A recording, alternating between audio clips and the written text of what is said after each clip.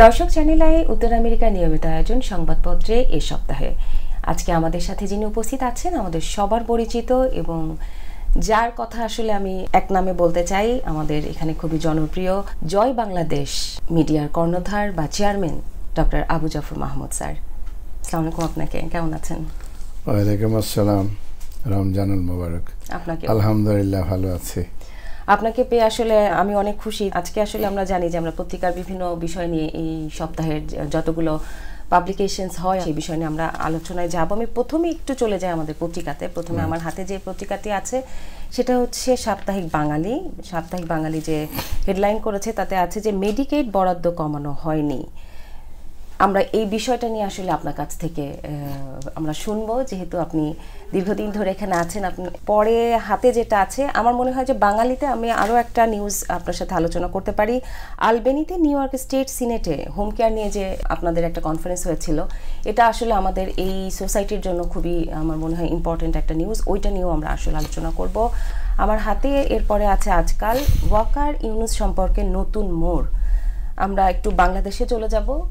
এই মুহূর্তে আসলে কেমন অবস্থায় যাচ্ছে দেশ, সেটা নিয়ে আমরা একটু কথা বলার চেষ্টা করব। তারপরে আমার হাতে যে পত্রিকাটি আছে সেটা হচ্ছে প্রথম আলো, নতুন রাজনৈতিক শক্তির উত্থান। আমরা দেখছি যে 5ই আগস্টের পর কিন্তু অনেক ধরনের চেঞ্জ বাংলাদেশে হচ্ছে এবং নতুন এক ধরনের আমি বলবো যে নতুনদের জোয়ার শুরু হয়েছে সেখানে, সেটা নিয়েও আপনার সঙ্গে আমি আলোচনা করব।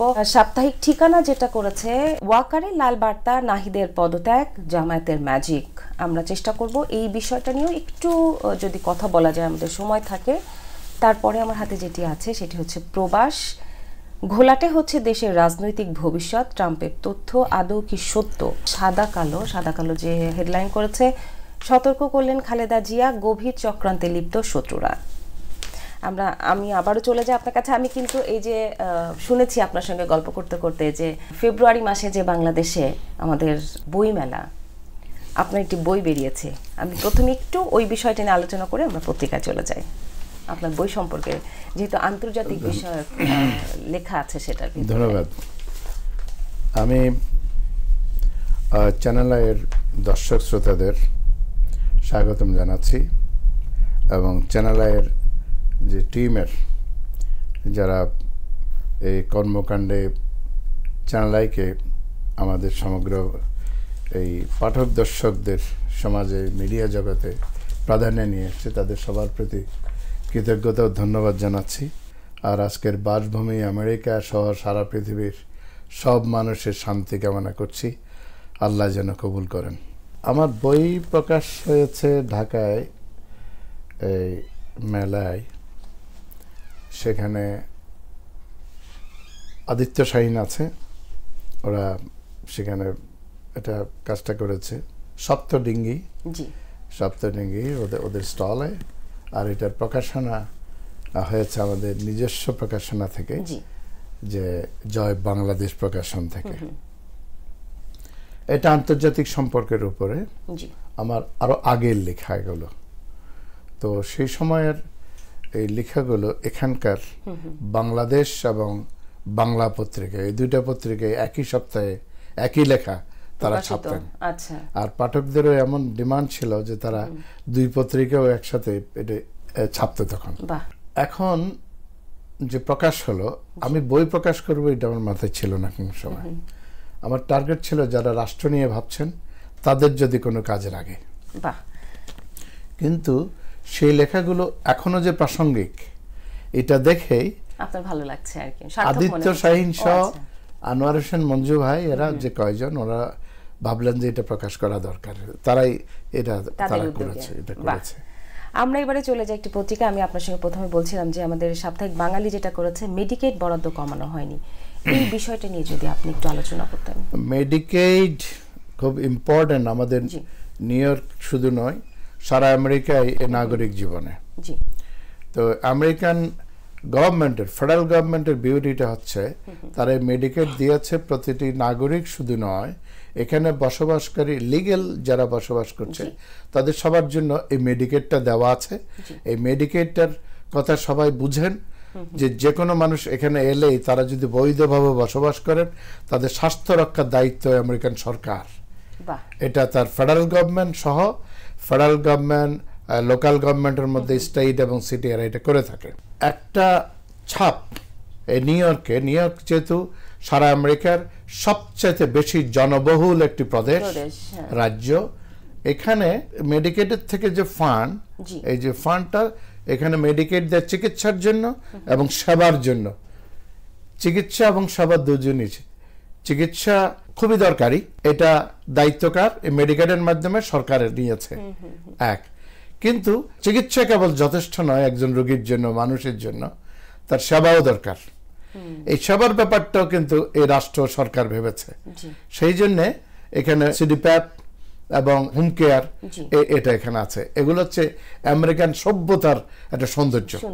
এই কারণে আমরা আমেরিকায় ছুটে আসি, আমরা গর্বিত আমেরিকার নাগরিক হওয়ায়। নিউ ইয়র্কের গভর্নর, বর্তমান যিনি গভর্নর ক্যাথি হুকল, আমরা তাকেই ভোট দিয়েছি।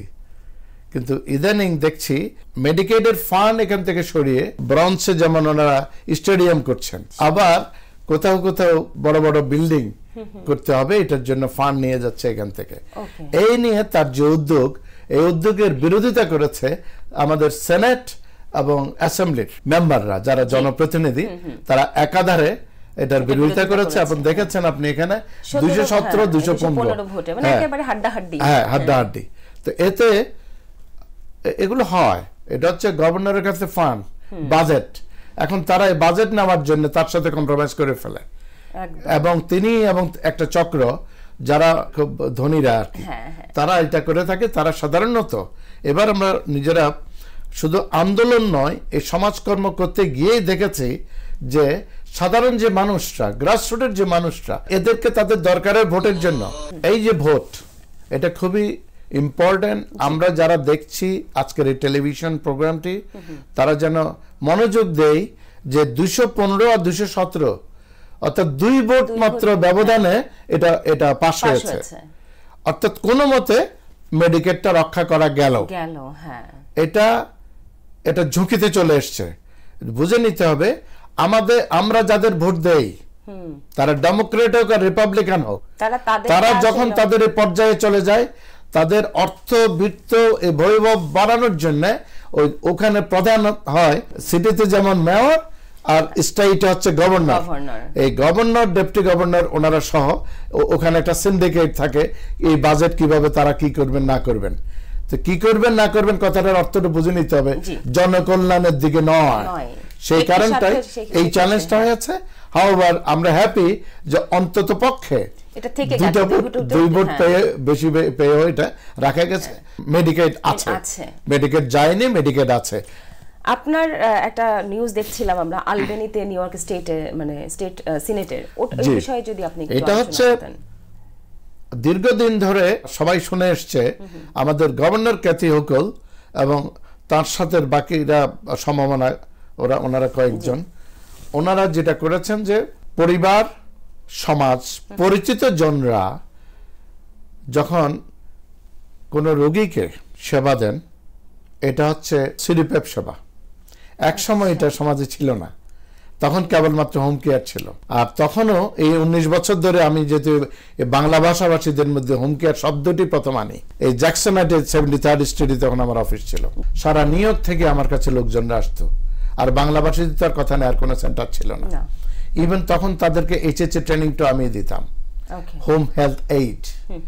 আর এই ট্রেনিং যখন একাডেমিক ট্রেনিং, এই ট্রেনিংটার পরে আমি একটা দিন শুধু রাখতাম আমাদের যে মূল্যবোধ, আমরা পরিবার থেকে যা শিখে এসেছি, বাংলাদেশ থেকে আমাদের যে ধর্মীয় মূল্যবোধ, পারিবারিক সামাজিক মূল্যবোধ, এর উপর আমি ক্লাস করতাম। আমরা যাতে আমাদের মায়ের পেট থেকে যে পড়েছি, তখন থেকে যে সৌন্দর্য শিখে এসেছি, ভালোবাসা, এটা নিয়েই যাতে আমেরিকান সমাজে আমরা ঢুকতে পারি। এই যে এসছি, আমাদের সৌন্দর্যটা সহ আমেরিকান সমাজে আমরা আমাদের অবদান রাখবো, আমেরিকান সমাজ সমৃদ্ধ করব, এই নিয়তেই তখন থেকে এটা যখন আমরা ওই সময়, এটা আমাদের একটা কোয়ালিশন আছে এই সময়ে নিউ ইয়র্ক স্টেটে। সবচেয়ে ইম্পর্টেন্ট ইস্যুটা এটা, আপনি ওটাতে হাত দিয়েছেন, যে 700 আমরা সিডিপ্যাপ ওনার, যারা এই প্রতিষ্ঠানের মালিক, আমরা এফআই এর মালিক, আমরা এইভাবে সেবা করে এসেছি 10 বছর। এই 10 বছর ধরে আমরা যেমন আপনি আপনার মাকে সেবা দিচ্ছেন, আপনার মার কি দরকার, আপনার দাদির কি দরকার, যাকে সেবা দিচ্ছেন আপনার আত্মীয়ের কি দরকার, আপনার একই ভাষাভাষী আরেকজনের কি দরকার, আপনি যেভাবে বুঝেন, যিনি তার ভাষা বুঝেন না, তার সংস্কৃতি বুঝেন না, সামাজিকতা বুঝেন না, পারিবারিক জীবন বুঝেন না, উনি তো ওভাবে দিতে পারেন না। তো এতদিন ধরে আমরা যারা এই সেবাটা দিয়ে আসছি, এই পিএরা যারা পার্সোনাল অ্যাসিস্ট্যান্ট যারা সেবা দিয়ে এসছে, তাদেরকেও জিজ্ঞাসা করেনি, তাদের অভিজ্ঞতা নেয়নি। এই আমরা যে এজেন্সিগুলো 700 এজেন্সি, এটার অভিজ্ঞতা তারা খোঁজখবর নেননি। তারা সেখানে পিপিএল নামে একটা প্রতিষ্ঠান, যার দুর্নীতির অব্যবস্থাপনার জন্য সারা আমেরিকা ব্যাপী দুর্নাম আছে, কেন জানি আমাদের প্রেসিডেন্ট গভর্নরের পছন্দ হয়ে গেল, তাকে এনে কেবল তাকে একজনকে এফআই দিচ্ছে, আমাদের সবার এফআই কেড়ে নিচ্ছেন। তাইলে একজনের আন্ডারে আসলে সব এরকম, রাইট? তাইলে হবে কি, এতদিনের অভিজ্ঞতা ওনারা এটা কেয়ার করলেন না। কেন কেয়ার করলেন না? কারণ আমরা যে গ্রাসরুটে কেয়ারিংটা করি, প্রতিটা মানুষ, প্রতিটা সমাজ, প্রতিটা পরিবার, একই ভাষাভাষী মানুষ, এই যে একজন আরেকজনকে যে রেসপন্সটা করে, এটার কোনো গুরুত্ব তাদের কাছে নাই, এই গভর্নরের কাছে নাই। তারা সেখানে এটাকে বাতিল করে এগোচ্ছে। কিন্তু এদিকে এই যে হাউজেও যেহেতু তাদেরকে বিভিন্ন প্রজেক্টে তিনি বাজেট দিচ্ছেন, এগুলোকে আমরা মনে করি, আমরা যারা পলিটিক্সে যুক্ত তারা জানি, এগুলো হচ্ছে এক ধরনের ব্রাইব, সাধারণ মানুষকে বঞ্চিত করে এদের জন্য যে দেয়া যে তহবিল, এই তহবিলটাকে অন্য খাতে নিয়ে যাবার জন্য তাদের সমর্থন নিয়ে করতে পারলে তো বৈধ হয়ে গেল। বৈধতার জন্য ওই কাজ। আর ওটাতে এখন যে একটা বিল উত্থাপন করেছে আমাদের সিনেটের যে নেতা, সিনেট লিডার যে বিল উত্থাপন করেছে, তাকে সমর্থন দিতে আমরা গিয়েছিলাম ওখানে। আমি সাউথ এশিয়ান এবং সাউথ ইস্ট এশিয়ানদের মধ্যে একমাত্র প্রতিষ্ঠান বাংলা সিডিপ্যাপ সার্ভিস, এটা আমি গিয়েছিলাম। 1.5 শতাধিক পিএ, রোগী, আমাদের স্টাফরা, আমরা সবাই মিলে ওখানে গেছি এবং 7 তলা, 6 তলা, 5 তলা, 4 তলা, 3 তলা, 2 তলা, প্রত্যেকটা রুমে গিয়ে আমরা অ্যাসেম্বলিম্যান তাদেরকে এবং তাদের তারা মিটিং এ যারা ছিল, কারণ তারা আবার মিটিং এ ছিলেন, কারণ এই নিয়ে কাজ হচ্ছিল, ওই যে বাজেটের, আমরা তাদেরকে জানান দিয়েছি যে আমরা এই যে বিলটা এনেছে, এই বিলটা হচ্ছে আরো 1 বছর সময় দাও, যে আমরা নিজেরা যাতে গুছিয়ে উঠতে পারি সব জিনিসগুলো। নাহলে এর মধ্যে আজকে দেখুন, এটি খুব ইম্পর্টেন্ট, তাদের বলেছি আমার 9টা অফিস, 5,000 থেকে 10,000 ভাড়া এবং 10 বছর থেকে 15 বছর ধরে লিজ। তো এখন যখন ব্যবসা থাকবে না, আমরা এগুলো কিভাবে কি করবো? তাহলে ছোট ব্যবসায়ীদের তোমরা মাথা ভেঙে দিচ্ছ, আমাদের স্টাফরা চাকরি হারাবে। এই যে আজকে আমার 50-এর উপরে স্টাফ, এরা চাকরি হারাবে, এই যে পিএরা চাকরি হারাবে। এই ব্যাপারগুলো নিয়ে গুছাও, আমাদেরকেও গুছাইতে দাও। এটার ব্যাপারে উনি যে প্রপোজালটা এনেছেন 1 বছর সময়ের জন্য, কারণ এপ্রিলের 1 তারিখ থেকে এটা থাকবে না বলছে। আপনি 2,80,000 বা 2,90,000 এই যে রোগীগুলো আছে, তাদের ভবিষ্যৎটা কি? আপনি এই 2-3 মাসে মিলেও আপনি এখনো 20,000 ক্রস করতে পারেন নাই। আগামী 1 মাসে আপনি 2,80,000 90,000 কেন করবেন?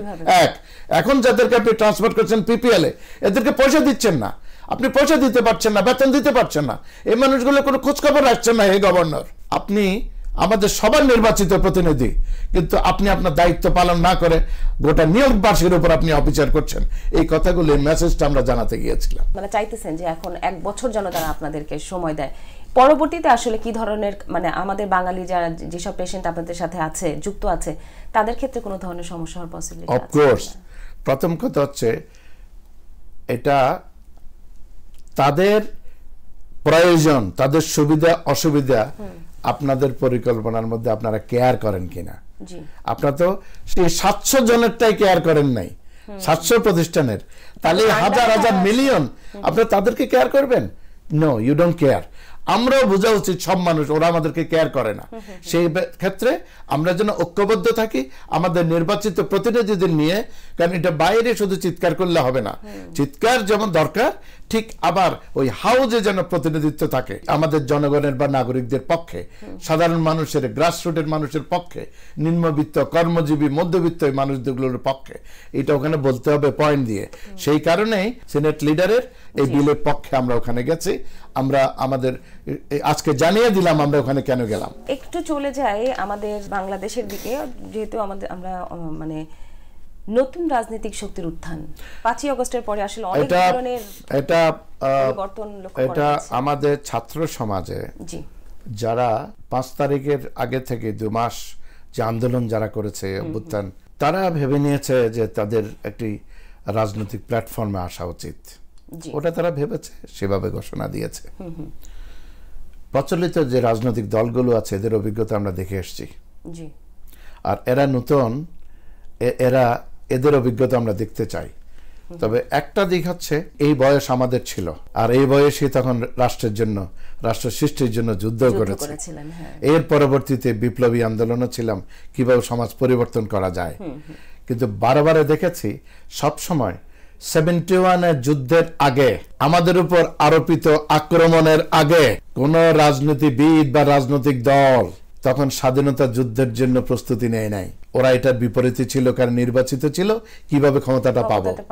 ঠিক এখনো এই প্রচলিত রাজনীতির ধারায় যে সমস্ত প্রতিষ্ঠিত রাজনীতিবিদ, পার্লামেন্টেরিয়ান বা মন্ত্রীরা যারা, আমরা যাদের বিভিন্ন দল থেকে গিয়ে আছে, তাদেরকে দেখেছি ইন্ডিয়ান আর্মি বাংলাদেশে, তার দেশ অন্য দেশের উপনিবেশ, তখন তারা ওখানে আপোষ করে দেখি যে চলছে। এই তরুণরা দেখি কি করে, তাদেরকে বুঝতে হবে অভিজ্ঞতাটা। সুতরাং আমরা অপেক্ষা করছি, এরা আমাদের প্রজন্ম, সবারই সন্তান এবং বংশধর, এরা ভালো কিছু করতে চাই, এটাকে আমরা স্বাগত জানাই। ভালো কিছু করতে গেলে অভিজ্ঞতা যা আছে এটার সাথে শেয়ার করতে হবে। এবং জাতীয় রাজনীতিতে প্রথম কথাটা ওদেরকে বলে রাখি, আজকে এই টেলিভিশনের এই স্ক্রিনের মাধ্যমে আমি ধন্যবাদ জানাচ্ছি এই টেলিভিশনকে, চ্যানেল আইকে, যে আগে বাংলাদেশ রাষ্ট্রের রাষ্ট্রীয় সার্বভৌমত্ব, রাষ্ট্রের প্রতিটি নাগরিকের উপরে এটা কার্যকর করতে হবে।